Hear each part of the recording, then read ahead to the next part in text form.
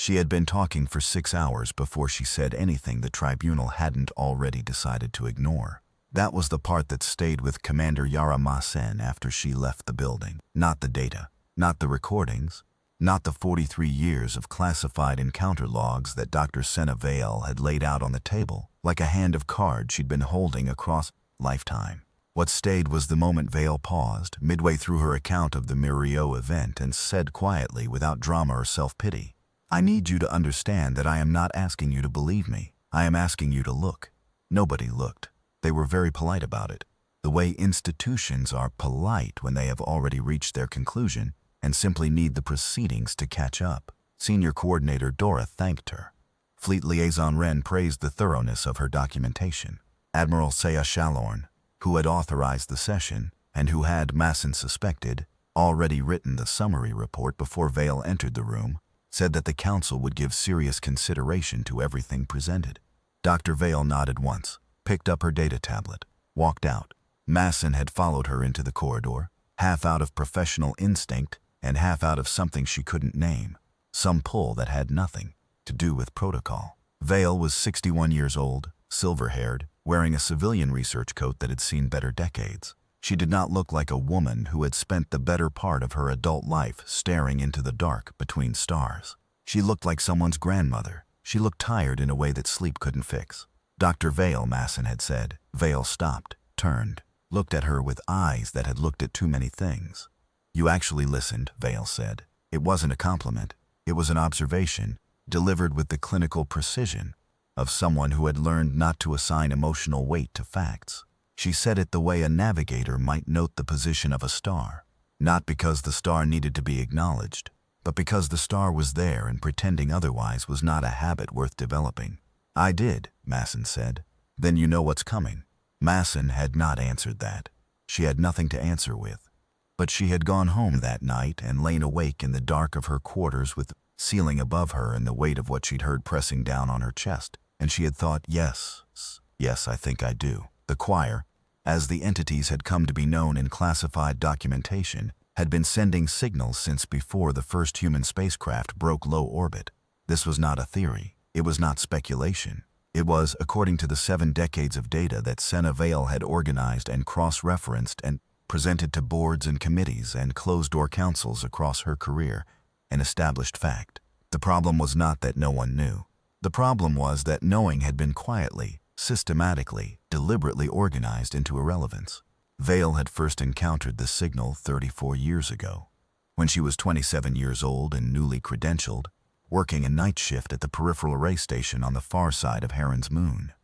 She had been monitoring routine deep space telemetry, the kind of work assigned to junior researchers because it was considered beneath anyone who had spent more than 2 years earning their doctorate. The signal was not obviously anomalous. It was not a burst of energy or a geometric pattern or any of the things fiction had taught the scientific community to watch for. It was a repetition, a rhythm, something that did not fit the background noise of the universe in the same way that a conversation heard through a wall does not fit the hum of building ventilation.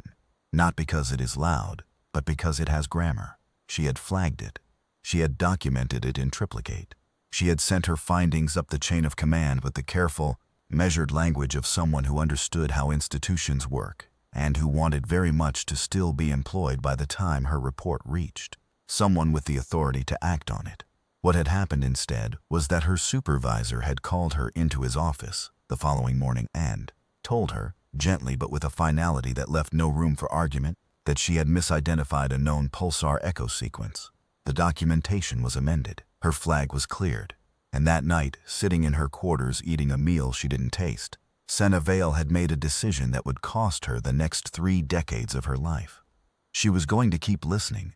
She moved laterally through 3 research postings over the next 8 years, always staying close enough to active monitoring arrays to maintain access to raw telemetry data. She was careful. She learned how to be careful, how to bury her real inquiries inside legitimate research, how to keep 2 sets of documentation, how to make her genuine work look like a side interest so peripheral that it wasn't worth the bureaucratic effort to shut down. She published papers on pulsar mapping. She lectured on signal degradation in deep space transmission. She became, by every official metric, A reliable and utterly unremarkable research scientist doing exactly what she was supposed to be doing. In the gaps between everything she was supposed to be doing, she listened. She kept a second set of notebooks, not digital, physical, written in a shorthand she'd developed herself. The kind of notation that would have been interpretable only to her. She filled 11 of them in the first 6 years. She kept them in a waterproof case under the floorboard of her research office closet, the way a child keeps something precious, not because she thought anyone was looking, but because the habit of concealment had become load-bearing. The notebooks represented the real work. Everything else was cover. What the notebooks contained, built up across years of painstaking cross-reference and signal analysis, was the growing architecture of a truth she had not been looking for and could not stop finding. The signal she had flagged on Heron's moon was not isolated. It appeared in archival data from monitoring arrays across the full range of human deep space observation. It appeared in records stretching back 60 years, before the language for it existed, flagged by other researchers with other institutional designations: pulsar echo, equipment artifact, atmospheric interference, calibration drift, and then quietly reclassified, amended, cleared. The pattern of clearing was as consistent as the signal itself. Over 8 years, she gathered what she later described to the tribunal as the bones of the picture. The signal was not a single point of origin. It came from multiple sources, sources that moved, that adjusted, that seemed to respond to one another in ways that were consistent with communication rather than coincidence. The rhythm she had first identified on Heron's moons was a carrier wave. It was the constant beneath the variable, the chord beneath the melody. Once she knew what she was listening for, she began to hear it everywhere, threaded through the noise of a dozen different monitoring stations, present in archival data that stretched back 50 years before she was born. The choir had not arrived recently. The choir had always been there. That realization had come to her during a night watch at Outpost Selene, in a windowless monitoring room where the only light came from instrument panels, and the only company was the low mechanical hum of cooling systems.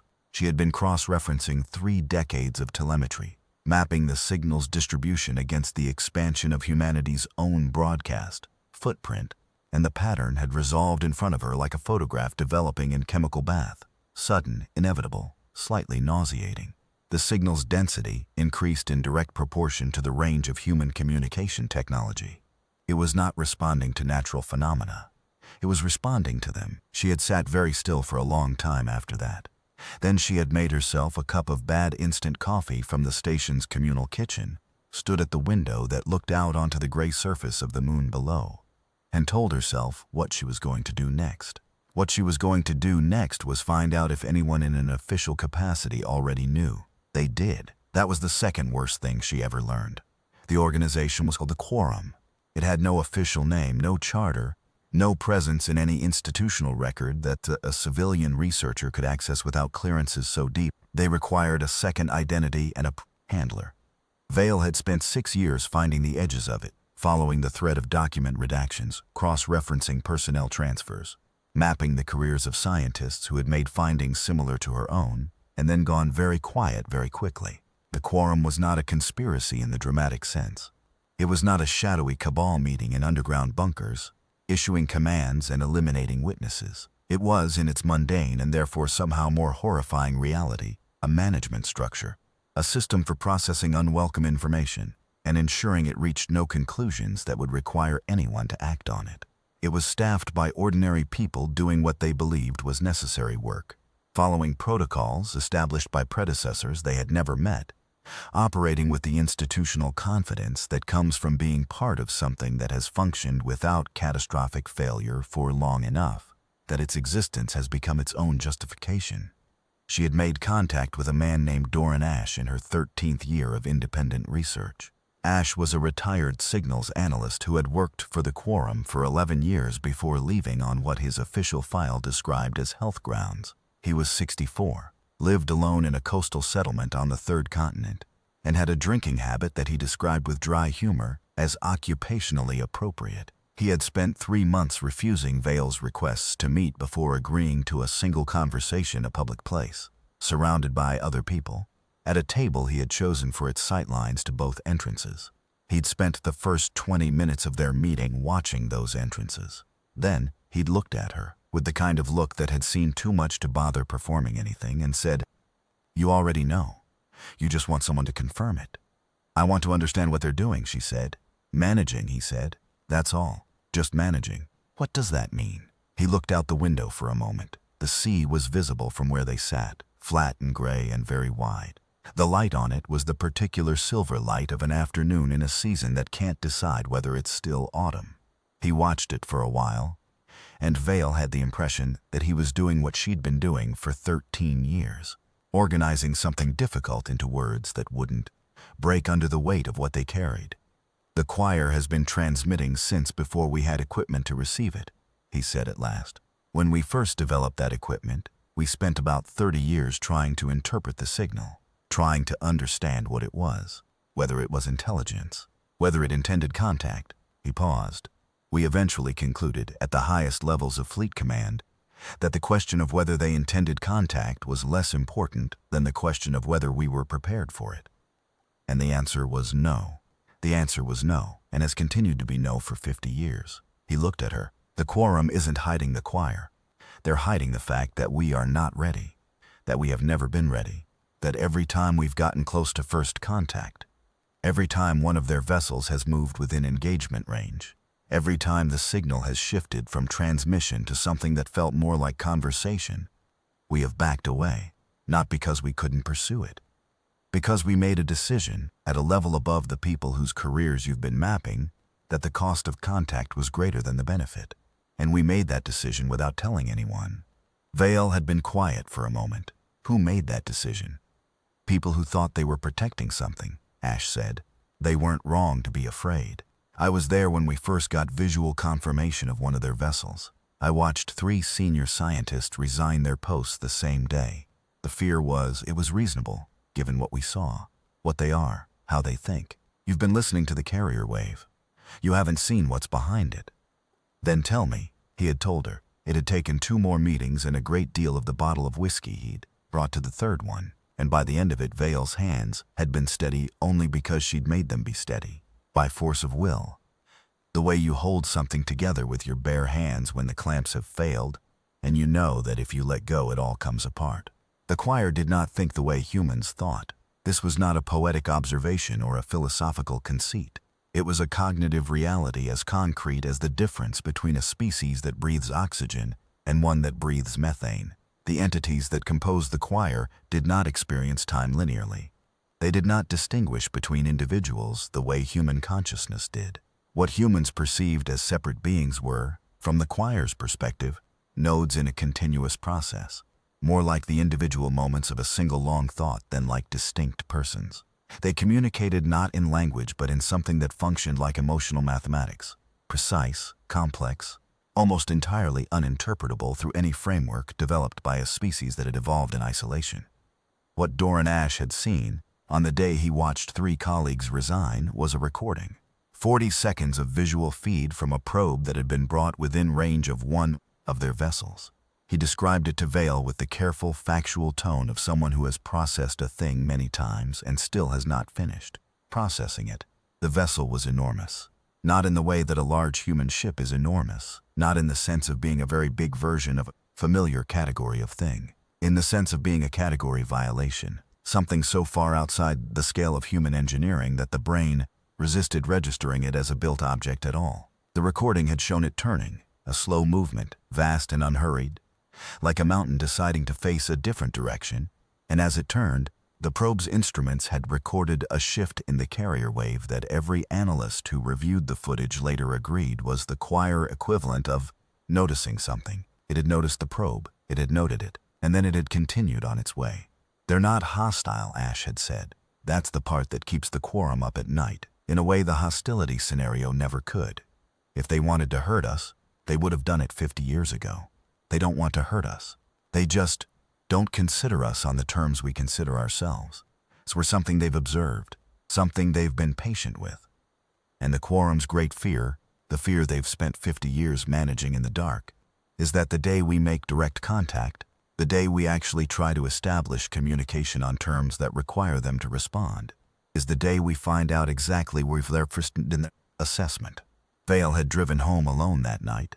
She'd sat in her vehicle outside her building for 40 minutes before going inside. She'd made herself a meal she didn't taste and sat at her window and stared at the sky and thought about what it meant to be in a universe that was so much older and stranger and larger than the stories you'd grown up with. Then she had opened a new document and started writing the report that would take her 17 more years to deliver to a room that had already decided not to listen. In those 17 years, she had not been idle. She built the complete archive, every piece of data she could access, cross-referenced and indexed and annotated in a way that made the pattern undeniable, not just to someone already inclined to believe, but to anyone with the baseline scientific literacy to follow an argument from evidence to conclusion. She wasn't trying to convince anyone who was already convinced. She was trying to build something that would survive her, something that could not be flagged and cleared and reclassified, because it was too thoroughly documented, too precisely cross-referenced, too complete in its evidentiary chain to be dismissed without leaving traces of the dismissal that were more visible than the evidence itself. She published what she could. The acceptable pieces, signal analysis, telemetry mapping, mathematical models of carrier wave distribution. Not the conclusions, not the interpretation, just the data in peer-reviewed form available to anyone who went looking. She was methodical about it. Patient in the way you become patient when the timeline is longer than one human career, and you have accepted that fact and built your strategy around it rather than against it. She also found others. Not all of them knew what they had. Some of them were mid-career scientists who had noticed something in their data and set it aside, because setting it aside was what the environment they worked in had trained them to do. Some of them were retired, living quietly with a specific quality of unresolved unease that Vale recognized from the inside, the feeling of having seen something true and having been persuaded over years to doubt your own perception of it. She reached out carefully. She was not recruiting. She was bearing witness. She was saying, you did not imagine it. You were right. Here is the documentation. A few of them wept, not dramatically. The small, contained kind of weeping that comes from being told, after a very long time, that you were not wrong. She had not expected that, the first time it happened. She had offered a glass of water and then sat quietly while the woman across from her recovered herself and thought, this is what the quorum has been doing. Not just suppressing information, taking the experience of perceiving a real thing and systematically persuading the perceiver that the experience was a failure of their own mind, turning observation into doubt, turning witness into self-suspicion. That was the real harm, not the cover-up. The cost of the cover-up paid out in individual human lives across 5 decades, in the private currency of people who knew they had seen something true and had been methodically convinced they hadn't. She had also, in her first year of research, been recruited. The approach had been made through Ash, who was by then in his late 70s, and increasingly candid about the parts of his former life he had decided he was done protecting. He had sent her a message, 6 words. They want to talk, your call. She had taken 3 days to think about it before responding. The meeting had been arranged through channels that went through 4 intermediaries, in a building so aggressively unremarkable that it seemed almost performatively nondescript. The person she met there was a woman named Corvell. No first name offered, no rank displayed. The specific kind of authoritative neutrality that comes from a career in a structure that prefers its people not to develop distinguishing characteristics. Corvell was in her 50s, brisk, entirely professional, and had the eyes of someone who had spent decades doing the math on questions that had no good answers. You've been thorough, Corvell said, reviewing Vale's documentation on the tablet in front of her. It was not a compliment, it was an assessment. Thank you, Vale said, in a tone that declined to treat it as anything other than what it was. Corvell set down the tablet. What do you want? I want to know why, Vale said. I know what's been suppressed. I know how it's been managed. I want to understand the actual reasoning behind the decision to remain silent. Corvell looked at her for a moment. You've been pursuing this for 31 years. You've built an archive that is, frankly, better organized and more comprehensive than our own. You've found 11 of our former analysts and corresponded with all of them. You've published 14 papers that, taken together and read by someone who knows what they're looking at, constitute a remarkably complete case. She paused. Why do you think we're talking to you now? Because the signal density is increasing, Vale said. And you know what that means. And I know what it means, and you'd rather have me inside the conversation than outside it. Corvell said nothing. I'm not interested in being managed, Vale said. I'm not interested in a clearance level that gives me access to the archive in exchange for my silence about the archive. I will not trade one form of complicity for a more informed version of the same form. She held Corvell's gaze. I want to present what I know to someone with the authority to act on it, not for classification, for action. Corvell looked at her for a long time. You're aware that the last time someone with your level of knowledge attempted that, the presentation was received politely and filed. I'm aware, Vale said. I intend to try anyway. The silence that followed had a quality that Vale later struggled to describe. Not hostile, not warm, something in between. The silence of two people who have arrived at the same place from opposite directions and are still deciding whether that makes them allies or something more complicated. In 7 years, Corvell said at last, there is an institutional review cycle that will include a full assessment of the quorum's mandate and operational parameters. The review has been scheduled for 40 years. It has always been preceded by enough political repositioning to ensure the outcome before the process begins. She paused again. In 7 years, it will be different. I won't tell you how I know that. But in 7 years, there will be a window. If you can be ready, if your documentation can be ready, someone will listen. Vale had driven home again, in silence. She sat in her vehicle, again, outside her building, this time for only 20 minutes. Then she had gone inside and begun preparing for a presentation that was 7 years away. She had been 54 years old. She had been ready for 31 years. 7 more was nothing. Masson read everything. She read Vale's initial signal documentation, the cross-referenced telemetry spanning 4 decades, the transcribed conversations with Doran Ash, the access-level analysis that mapped the quorum's reach across 7 separate institutional bodies. She read the sub-report on the Miro event, which was the closest humanity had come to direct engagement. A survey vessel that had, 41 years ago, altered its course in response to an anomalous gravitational reading and found itself, for 11 minutes, within 1,700 kilometers of a Quire vessel that had altered its own course in apparent response to the survey ship's presence. The crew of the survey vessel had reported the encounter. Their accounts had been classified within 6 hours of filing. Their mission had been ended, and they had been reassigned to postings so far from one another that 2 of the 5 had died before Vale's research finally connected their names to the same event. The other 3 were elderly now, living quiet lives in separate parts of the settled worlds, carrying an 11-minute encounter that no one had ever officially acknowledged had occurred.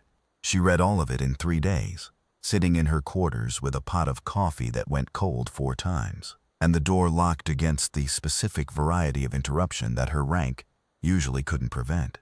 She read it like a woman reading a letter from someone who had been trying to reach her for a very long time and had finally found her address. On the 4th day, she requested a meeting with Admiral Chalern. Chalern was 60, a career military administrator who had spent 30 years finding the most efficient routes between one political reality and another. He was not a cruel man.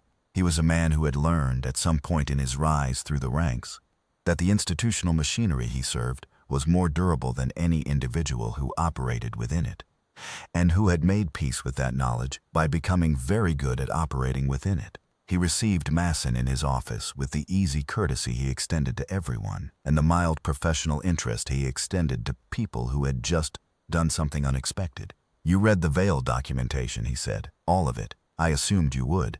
He said this without irony. He had read it too, Masson suspected.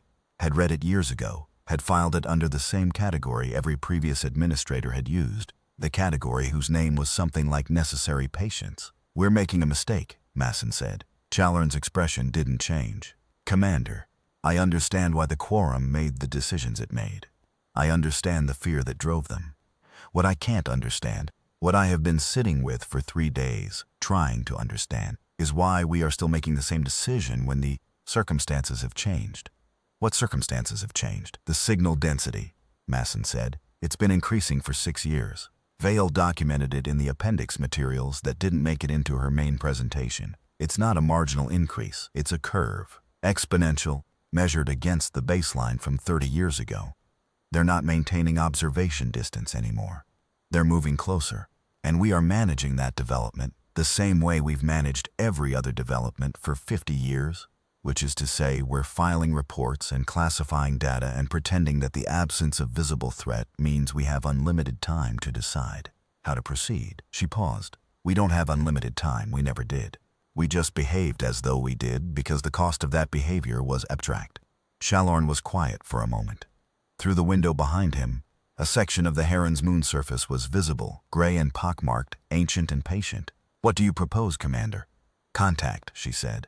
Deliberate, structured, acknowledged, not covert probing, not a survey vessel that stumbles into proximity and calls it an accident. A mission with a crew selected for this purpose, carrying a signal designed by people who have spent their careers studying the choir's communication patterns, with full institutional acknowledgement of what we are doing and why. She held his gaze. And I want Dr. Vale on that mission. Dr. Vale is a civilian researcher with no field experience. Dr. Vale knows their language better than anyone alive. She's spent 40 years learning how to listen. I need her to help us speak. Shalorn sat with that for a moment. Outside, the gray moon turned its ancient face toward nothing in particular. This is not a decision I can make, he said. I know, Masson said. I'm asking you to make the call that puts it in front of the people who can. He looked at her for a long time. She did not look away. She had made her own decision 3 days ago, lying awake in the dark, and it had settled into her bones in the way that decisions do when they are. The right ones, not light and easy, but solid, load-bearing, the kind you can rest the weight of everything else on. I'll make the call, Shalorn said. The mission was designated Meridian. It took 8 months to assemble, 8 months of bureaucratic resistance and political negotiation, and the particular friction of trying to move an institution that had spent 5 decades perfecting the art of not moving. Masson attended 12 separate review boards. She presented the same evidence 14 times. She watched the same faces process the same information and arrive at the same initial conclusion, that this was premature, that the risks were unquantifiable, that perhaps in another decade, another generation, another era when humanity was more prepared, and she waited until they finished saying the things they needed to say before she said the one thing that moved them, the curve. She showed them the slope. She put it on the display in every review room and she let it sit there without commentary, while they looked at it, because it was more persuasive than anything she could say about it. The signal density plotted against time, from the baseline 30 years ago to the present reading. The curve that said, something is changing. The curve that said, not on our schedule. The curve that said the decision is no longer whether, only when, and on whose terms. The signal density had continued to increase across the 8 months of planning. The choir was not waiting for humanity to feel ready. The question was no longer whether contact would happen. The question was whether it would happen on terms humanity chose or on terms it didn't. Vale, when told she was being assigned to the mission, had sat for a long moment in the same small flat she'd lived in for 15 years, surrounded by stacks of documentation that had taken over every horizontal surface, and then looked up at Masson with those eyes that had seen too much and said, "You know this might not go the way you're hoping." "I know," Masson said. "They're not like anything we have language for. Whatever we send, whatever I help you build in terms of a signal, they'll receive it in a context we can't fully anticipate. The response might not be recognizable as a response, or it might be something that looks like one thing and is another. I've been listening for 40 years and I still don't know what they are. I only know that they've been paying attention." "That's enough," Masson said. "That's all I need to know. They've been paying attention and we're going to show them we have been too." Vale looked at her for a moment. She had the look of someone who had spent a long time trying to give someone else's hope a fair evaluation and kept arriving at the conclusion that it was not irrational, which was the closest she could manage to sharing it. "You sound very certain," Vale said. "I'm not certain at all," Masson said. "But I'm tired of treating uncertainty as a reason not to act. We've had enough decades of that." Vale almost smiled. It was the first time Masson had seen anything approach that expression on the older woman's face. Not quite a smile, really. More the ghost of one. Something that had been waiting a long time to come out. That had spent so many years underneath professional composure and institutional caution that it had gotten thin and tentative, unsure of its own welcome.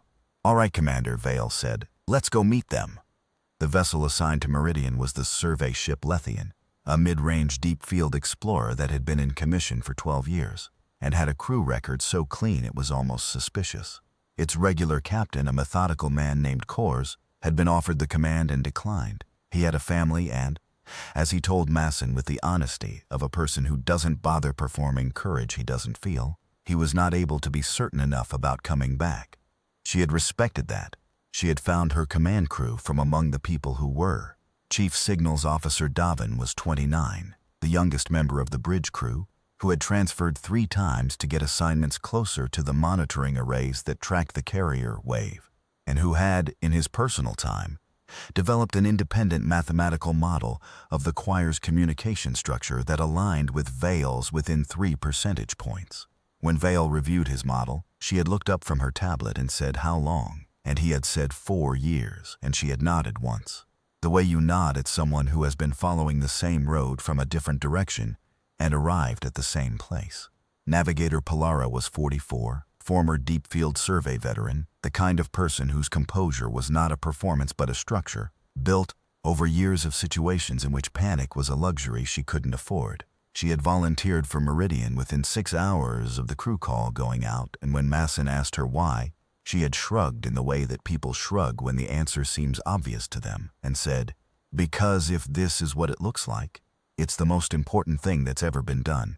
I want to be there for it." Engineer second-class Torvin was quiet, methodical, and had the particular quality of attention that makes certain people extraordinary in crisis situations. The quality of not requiring the crisis to already be resolved before deciding how to respond to it. He had a photograph on the wall of his bunk.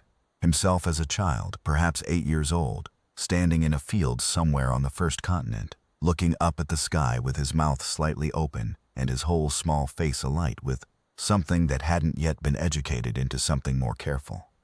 He had found the photograph in a box of his mother's things after she died, and had carried it since, in a frame small enough to fit in a uniform pocket. Masson had seen that photograph on the day she toured the crew quarters and had not said anything about it, but she had thought, "Yes, that's who I want on this mission." Not the people for whom the strangeness of what they might encounter has become manageable through professionalization. The people who still remember that it's supposed to be astonishing. The last crew member who mattered in the way that changes the shape of everything afterward, was Medical Officer Rayan, who had spent 12 years practicing trauma medicine before joining the fleet's research division, and who had, buried in her personnel file under a category labeled Secondary Research Interests, 7 years of independent work on the neurological effects of anomalous sensory experience. She had never published it. She had tried twice and been reviewed by editorial boards who had been uniformly polite and uniformly dismissive, and she had filed the rejections and kept working because the data was real whether or not it was convenient. She was the one who, during the pre-mission briefing at which Vale presented her full analysis for the crew, said into the silence that followed, "So they've been in contact with individual humans before. Not officially, not through the channels we've been using. Through, what? Direct proximity." "Direct proximity, yes," Vale said. "At least 14 documented cases in the independent literature, more in the classified records. People who were in the right place, at the right time, close enough to one of their vessels or signal nodes that the carrier wave was no longer a background frequency. It was a direct transmission." She paused. None of them described it as pleasant. Several described it as the most significant experience of their lives. "What does it feel like?" Davin asked. He was leaning forward in his chair, elbows on the briefing table, with the focused intensity of someone who has spent years preparing for a conversation and is now having it. "Different things for different people," Vale said. "The consistent element is the scale, the sense of size. Not physical size, though that's part of it. Conceptual size. The feeling of something so much older and vaster than anything in your frame of reference that your brain struggles to file it anywhere. One of the Miro crew described it as standing on the edge of something you couldn't see the bottom of, and knowing the bottom was there." She looked at her hands for a moment. "The other consistent element is recognition. Every person who's had direct proximity contact has reported, in some form, the sense that they were being looked at, not threatened, not analyzed, looked at the way you look at something you've been watching from a distance and are now seeing more clearly." The room was quiet. Outside the viewports, space was dark and ordinary and very large. "That's what we're going toward," Masson said. "We're going to let them look, and we're going to look back." They left Heron's moon station on a Tuesday, which mattered to no one except Torvin, who had a quiet, private ritual involving 3 seconds of standing at the main viewport before assuming his post, which Masson had noticed and never asked about and respected entirely. The departure was not marked with ceremony. There had been a discussion, at the administrative level, about whether Meridian warranted a formal send-off, and the discussion had been tabled and then quietly dropped, because the people who would have needed to authorize the ceremony were not fully reconciled to the idea that the mission was happening and preferred not to have an event on the record that would require them to perform reconciliation they hadn't felt. Masson had made her peace. She was not interested in ceremony. She was interested in getting out past the last monitoring relay and then getting to work. They had, based on Vale's analysis and Davin's independent modeling, a target location, a region of deep space in which the signal density had been consistently highest for the past 3 years, and in which the carrier waves pattern suggested the presence of something that was neither a transit route nor a random distribution, but a point of sustained attention. They were not certain a choir vessel would be there. Nothing about this mission was certain except the doing of it. The transit took 11 days. In those 11 days, Masson watched her crew settle into the rhythms of the work and discovered, one small revelation at a time, that she had assembled something she hadn't entirely planned for, a community. Not the professional cohesion of a well-drilled team, though they were that too. Something warmer, something that had to do with the shared weight of what they were attempting and the shared willingness to attempt it anyway, and the way that combination tends to build a certain kind of bond between the people who carry it. Vale and Davin spent most of their waking hours in the signals bay, refining the transmission package they were going to send.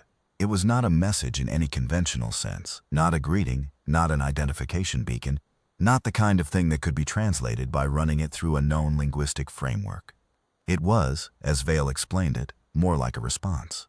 They had taken the carrier wave, the fundamental pattern the choir had been broadcasting for decades, and built something that answered it. Not in the choir's own language, which they couldn't replicate, but in a structure derived from it. A structure that said, "We heard you. We have been listening. We know you are not random. We know you are not nothing. We know you have been paying attention. And here we are, paying attention back." They argued sometimes in the collegial and energetic way of people who share the same deep investment in a problem and disagree on the methodology. Vale's approach was conservative. Stay as close to the carrier wave's own grammar as possible, minimize the amount of human-originated structure, reduce the risk of being misread. Davin's approach was more ambitious. Embed something that was recognizably human in the structure, something that said not just "we hear you," but "we are something specific. We have our own shape. We are not simply a reflection of what you've been broadcasting." In the end, they found a middle path that was the product of neither position. Something that happened only when two people, who each know a great deal about a subject, stay in the same room long enough to find the thing that neither would have found alone. Vale described it, in her log entry for the 5th day of transit, as the difference between a translation and a conversation. It had both the carrier wave's grammar and something distinctly human, a specific rhythmic signature that corresponded to no natural signal source but that derived, by a chain of mathematical derivation that Davin could trace in full and Vale could follow, from the oldest recorded human music. She had not told him to do that. He had arrived at it independently, and when he showed her, she had sat with it for a while and then said simply, "Yes, that," because it was right in a way that was hard to articulate, not strategically right or technically right, but right in the way that certain things are right. The way a correct solution to a very long equation is right, with the force of something that was always going to be true and was simply waiting to be found. Palara navigated. Masson commanded. Rayan ran daily crew assessments with a thoroughness that would have felt intrusive if it hadn't been clearly and entirely genuine. She cared about these people in the precise, practical way of someone who has spent a career keeping human beings functional under impossible conditions, and knows what the signs of strain look like before the person carrying the strain does. She also talked to them.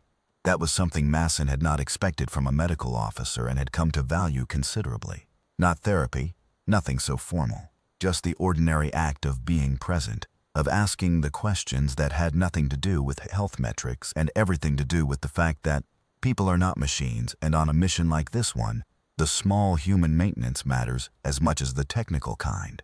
She sat with Torvin in the observation lounge on the 7th night, both of them watching the stars in companionable silence for half an hour before either of them said anything. She found Davin still in the signals bay at 0300 ship time on the 9th day and sat down across from him with 2 cups of coffee and waited while he finished the calculation he was running and then asked, "When did you first hear it?"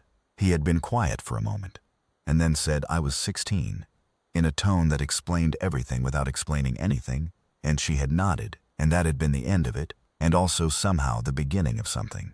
Torvin kept the ship running, which was its own form of art.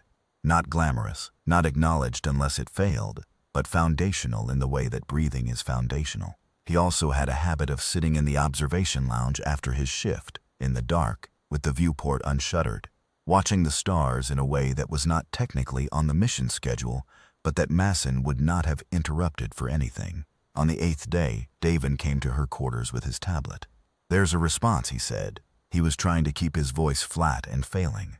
"We haven't transmitted yet. We're not in range. But the signal ahead of us, it's changed. It's changed in a way that's consistent with..." He stopped, took a breath. "It's consistent with them knowing we're coming." Masson looked at him for a moment. "Show me." He showed her. She looked at the data for a long time. Then she said, "Get Vale." Vale looked at the data for even longer. Her face did the thing Masson had started to recognize. The expression that was not quite emotion but was the thing that lives beneath emotion. The substrate, the deep structure recognition that comes when a pattern you've spent a lifetime learning suddenly resolves into something undeniable. "They adjusted the carrier," Vale said. "The frequency." She stopped. "What?" Masson said. "It's closer to something human ears can register. Not enough to hear, but closer." Vale set down the tablet. She picked it up again, set it down again. Her hands, Masson noticed, were not entirely steady for the first time. "They're making it easier for us to receive. They know we're coming, and they're making it easier." The word that came to Masson then was not anything from her military training. It was a word from the childhood she'd spent on the 2nd continent, in a small city near the ocean, where her mother had taken her to the shore on clear nights and pointed up at the stars and said, "Each one, every single one." The word was wonder, not the clean, triumphant kind, the kind that's weight and depth and a slight undercurrent of fear, the kind that belongs to being very small in front of something very large, and finding that smallness not shameful but appropriate, the right size for the situation. "All right," Masson said, "we proceed." They found the vessel on the 11th day, and Pilara did not say anything when it appeared on the forward sensors. She made a small sound, not surprise exactly, something prior to surprise, something in the space between expectation and reality. Then her hands moved over her console with steady, professional precision, and she put the sensor feed on the main display. The records Doran Ash had given Vale described the vessel as enormous. The records were accurate in the way that the word ocean is accurate. Technically correct, comprehensively insufficient. The choir vessel occupied a section of space that the Lithian sensors required 3 passes to fully map. Because the first 2 passes returned readings the system initially flagged as calibration errors. Its surface was not metallic in any way human metallurgy would recognize. It had a quality that Rayan, watching from the observation station, later described as the difference between a wall and a landscape. Not smooth, not structured in any direction, that resolved into function the way a human-built hull resolves into function. It was ancient in the way that certain rock formations are ancient. Time had been working on it from the outside, and it had acquired a quality that went beyond material into something approaching geological. No one spoke for nearly 4 minutes. Then Torvin, from his engineering station, in a voice that was entirely quiet and entirely steady, said, "They're not doing anything." "No," Masson said, "they're not. They know we're here." Yes, she was watching the sensor feed. The vessel's signature was stable. No change in output, no change in orientation. It was sitting in space with the patience of something that has all of time, that had always had all of time, that would continue to have all of time regardless of what any individual species did with its own brief portion of it. "It's waiting," Davin said. He was at his signal station, hands over his console, watching the feed that showed the carrier wave's current state. "The signal's waiting. He shook his head. "It's stable, like it's held, like someone holding a breath." Masson thought, yes, like someone holding a breath. Like someone who has been waiting for a very long time, who has learned to make patience into something active rather than simply the absence of motion. who has refined waiting into the form of sustained attention. That was the quality she felt, sitting in the command chair of a mid-range survey vessel, looking at a sensor feed that was showing her something for which no category yet existed. Not threat, not welcome. Attention, complete patient, unhurried attention. She thought of Vael in a windowless monitoring room 34 years ago, listening to something that sounded like grammar in the noise. She thought of a child in a field with his face upturned. She thought of 3 survey crew members who had been in the wrong place and the right time, and had spent the rest of their lives carrying something the institution had told them not to have seen. She thought, we owe it to all of them. Vael, she said, send it. Vael was already at the transmission console. She had been ready for this moment for 40 years. Her hands were steady. Her face was the face of someone who has burned everything else away and arrived, after a very long journey, at the only thing that was ever going to matter. She did not look at Masson. She did not look at anyone. She was somewhere else, in the place where you go when you are about to do the one thing your whole life has been organized around, and you are not yet thinking about what comes after it, only about the doing of it. She sent it. The signal went out.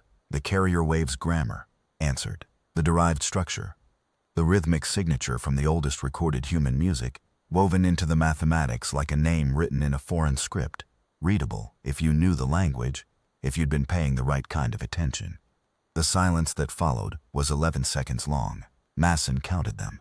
Not deliberately. Her mind just counted, the way minds do when the weight matters. On the 12th second, the carrier wave shifted. It was not a dramatic shift. It was not what fiction would have produced. No burst of energy, no flash of light, no unambiguous declaration. It was a change in rhythm, a deepening, as if the choir had been playing a single sustained note for decades and had just added a second, lower note beneath it, a harmonic, a recognition, the sound of something so old and vast and patient that it made no sound you could hear, finding in the noise of a small species reaching across the dark the thing it had been calibrating toward for 50 years. Not a message, an acknowledgement, the sound of being heard. Davin was crying. He didn't seem to know he was doing it. He was staring at his console with his hand pressed flat against the display, and his eyes bright and wet and his face entirely open in a way that made him look very young and also very much like the person he had always been working toward becoming. The person you grow into when the thing you spent your whole life believing turns out to be real. Rayanne had a hand on his shoulder. She was watching the display with the expression of someone who has spent years preparing for an emotional event, and discovered that no preparation is adequate, that the preparation was not wasted exactly, but that the reality of the thing is always than the preparation for it. Pilara had turned in her chair. She was looking at Masson with a question in her face that was not a question about what was happening. She knew what was happening. It was a question about what it meant, what they did with it, what came next. And the answer to that question was not something Masson had yet, because some answers can only be built in the living of what follows, not determined in advance. Torvin, at his station, had one hand on the console and the other resting over the breast pocket of his uniform where the photograph was, just in case, for luck. She thought of the child in the photograph, his face upturned in a field on the first continent, mouth slightly open, something in his expression that was prior to language and prior to fear. The pure astonishment of being alive in a universe that was very large and very strange and very full. Vael turned from her console. Her face was extraordinary, not because it had transformed into something dramatic, because it had finally, after 40 years of careful professional control, simply showed what was underneath. The thing that had been driving her this whole time. The thing underneath the documentation and the classified transcripts and the review boards and the corridor conversations and the long sleepless nights with a universe that wouldn't explain itself. It was not triumph. It was not vindication, though it was also those things. It was something older and simpler. Something that had been waiting in her since she was 27 years old in a windowless room on the far side of a gray moon, hearing grammar in the noise and deciding in the plain ordinary solitude of that night that hearing it mattered. Grief and love, and the thing you feel when you finally reach the end of a journey and discover that the arrival is nothing like you imagined and exactly like you knew it would be. The thing you feel when the vastness turns and sees you and you understand in your bones that it has been watching all along and waiting for you to be ready. They answered, Vel said, to no one in particular, to everyone, to the universe which had finally written back. The communication lasted, if lasted is the right word, if communication is the right word, for 9 hours and 43 minutes. Masson's after-action report, filed 14 days later, described it as a series of signal exchanges in the mathematical emotional register Vale had identified in her decades of research, delivered at intervals consistent with deliberate pacing rather than data transfer. Each exchange from the choir was different in structure but consistent in quality, measured, patient, and suffused with a quality that Davin described in his own technical notes as attention without urgency, the sense of something that was fully present without being in any particular hurry about it. They traded signals in the grammar of the carrier wave.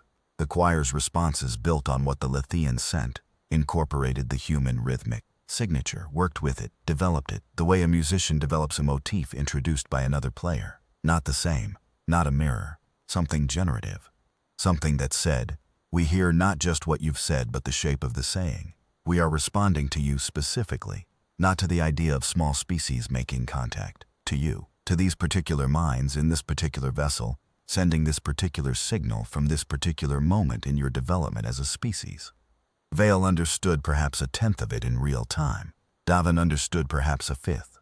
Together they understood enough to know that what was happening was not a mistake, was not being misinterpreted by either party, was not the echo of something natural or the artifact of some equipment failure. What was happening was what it looked like. The universe was answering back.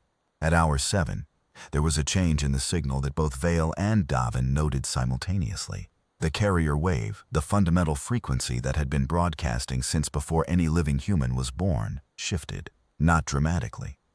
Not in a way that would have been visible to any instrument that hadn't been designed to track it with Vale's level of precision. But it shifted toward the human audible range, not enough to hear, but closer than it had ever been. A degree closer, 2 degrees. As if something was making a very long, very deliberate adjustment. As if something was learning, from this specific exchange, how to make itself perceptible to these specific beings, and was beginning the first steps of that learning right now. Rayanne logged it. She noted the timestamp, the frequency shift, the duration. She noted that Vale wept when she saw it, quietly, without performance. The way you weep when something you've been right about for your entire adult life turns out to be even more right than you knew. Not because it vindicated her, because it confirmed what she had always suspected about what the carrier wave was. Not just a transmission, an overture, an extended, patient 50-year invitation sent toward a species that needed to develop the instruments to receive it and the courage to respond. At hour 9 and 43 minutes, the carrier wave returned to its baseline. Not abruptly, gradually, like a tide going out, like a breath completing itself. The exchange was over. The vessel on the sensors had not moved. It was still there, vast and patient and ancient, sitting in space with the permanence of something that has all of time. No one spoke for a while. Then Masson said, in the quiet of the command deck, "Log it, everything, unclassified." Davin turned from his console to look at her. "All of it," she said. "The data, the exchange logs, the after-action notes. Everything that happens from this point forward goes into an open record. This is not going to be managed. Not anymore." Polara smiled at her console, facing forward, not making a thing of it. Torvin, at his engineering station, took the photograph out of his pocket and looked at it for a moment, then put it back. Some things you carry forward. The quorum did not survive the mission's return. Not because it was dismantled in any dramatic way, no hearings, no prosecutions, no formal dissolution. It survived in the sense that a structure survives the removal of the thing it was built to protect. It stood for a while longer, through institutional inertia and the momentum of decades, and then it became irrelevant. The people who had operated within it retired or were reassigned. The documentation they had maintained was declassified in stages, released to the institutions that should always have had it. Senna Vale was given access to the full archive she had spent her career approaching from the outside, and spent the remaining years of her working life organizing it into a record that would be readable by anyone who wanted to understand what had happened, what they had almost missed, what they had almost decided not to look at, what they had in a windowless monitoring room, in a coastal cafe, in a nondescript building, in a corridor outside a review room where someone had finally listened, almost managed into permanent, documented, carefully maintained silence. Masson returned to her regular command, which felt, in the months after Meridian, like trying to conduct a familiar piece of music in a room where the acoustics had fundamentally changed. Nothing was different. Everything was different.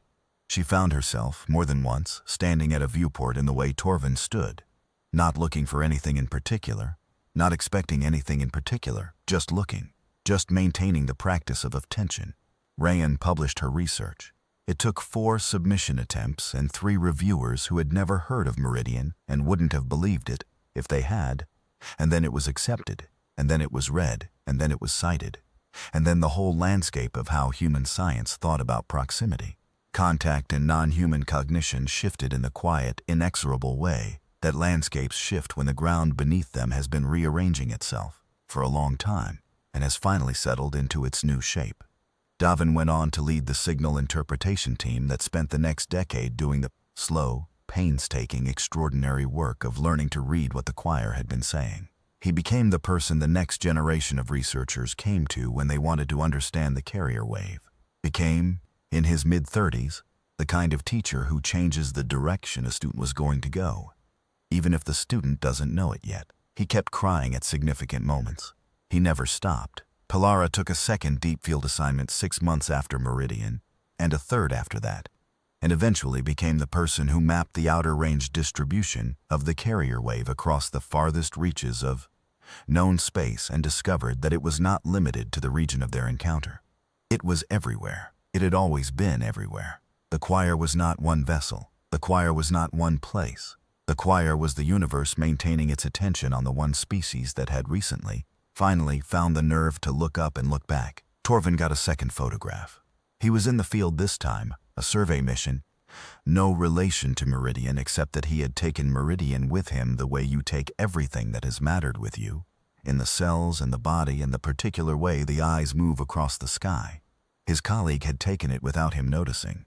Torvin at the edge of a ridge on a gray moon, visor up despite regulations, face tilted toward the stars with his mouth slightly open. Not the child anymore. The man the child became. Still looking, still astonished, the expression preserved across all the decades between them. The same open face, the same sky. The carrier wave continued its slow measured shift toward the human audible range. It was not fast. Nothing the choir did was fast measured by human standards. But it was consistent, deliberate. The adjustment of something that has decided to make itself more perceptible, and is doing so with the patience of a species for whom patience is not a virtue but a natural state, year by year, degree by degree, toward the range of what human ears could register. And in the classified supplemental to Davin's decade report, the document that was read by perhaps 40 people and cited by 3, and would not be declassified for another 30 years, there was a note in the appendix, in his careful analytical handwriting, that said simply, "At current rate of shift, audible within 200 years. Possibly less. They know we're listening now. They're adjusting. And in the dark between stars, at a range that no human instrument had yet managed to measure exactly, something very old and very patient and entirely attentive had shifted its carrier wave 1 more degree toward the frequency of human hearing. Not speaking, not yet, but leaning in. The way you lean toward something you have been watching from a very long distance and are finally beginning to understand not its nature, not its purpose, not the whole of what it is, just that it is there. That it has been trying, that it is, in whatever way is available to it across the unimaginable gulf of biology and time and the cold, hard mathematics of difference, reaching back. There is a photograph that was taken by a fleet historian 7 years after Meridian, commissioned for the commemorative archive. Dr. Senna Vale and Commander Yara Masson, standing at a viewport on Heron's moon station. Vale is 68 years old in the photograph, small and silver-haired and watching the stars with her hands quiet at her sides. Masson is beside her, taller, one hand resting on the viewport frame. Neither of them is looking at the camera. They are looking out. The historian, writing the caption for the photograph, struggled for a long time to find the right words. What she eventually wrote was simply, "They listened first." That was true. It was not the whole truth, but it was the part that mattered, the part that separated everything before from everything after. Not the mission, not the signal, not the 9 hours and 43 minutes of exchange that would take decades to decode. The 40 years of listening that made those 9 hours possible. The woman who sat in a windowless monitoring room on the far side of a gray moon and heard something in the noise that no one else had been willing to hear, and decided, In the plain ordinary solitude of that night, that hearing it was not enough, and that she was going to do something about it. The universe had been sending its signals since before any living human was born. It had been patient. It had been calibrating toward them for decades, bending its frequency gradually, measurably, towards something a human instrument could register. It had been paying attention with the attention of something for which time is not a resource that runs out. They had almost not answered. That was the part that Masson thought about, years later sitting at viewports in the small hours. They had almost managed 50 more years of careful, documented, well-administered silence. They had been very close to that outcome, an outcome that no one would have called a failure, because no one would have had the vocabulary to name what had been declined. But they had answered. In the end, after the review boards and the classified archives and the quorum and the decades of fear managed in the dark, they had sent the signal and the universe had written back. And that was the thing you could not unfeel once you'd felt it. That was the thing that changed the shape of everything, not the answer they received, the choice to ask. In the photograph, Vale and Masson look out at the stars with the specific expression of people who are watching something they have spent their lives moving toward. The stars look back. They always have. They always will. What changed in the year of Meridian, in the 9 hours and 43 minutes of an exchange that 2 generations of scientists would spend their careers decoding, in the moment Senna Vale pressed her hands flat on a transmission console and sent 40 years of listening into the dark. What changed was not the universe. What changed was that humanity finally believed it deserved to be part of one.